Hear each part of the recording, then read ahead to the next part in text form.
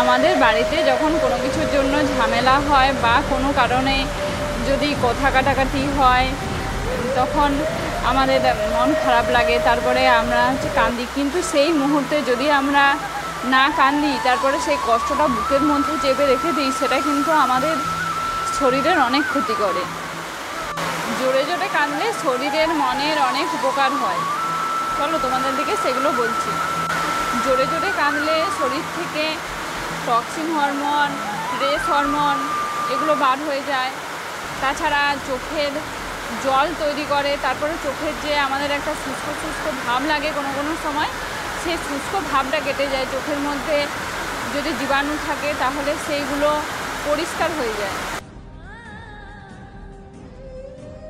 জোরে জোরে যখন আমরা কিছুক্ষণ কাঁদি, তারপরে যখন আমাদের কাঁদা শেষ হয় তখন শরীর মন খুব আরাম লাগে, তারপরে কোনো কিছু একটা কাজ করতে বেশ ভালো লাগে। এটা আমার ক্ষেত্রেও হয়। আর আমার ভিডিওটা দেখে কেমন লাগলো বলবে।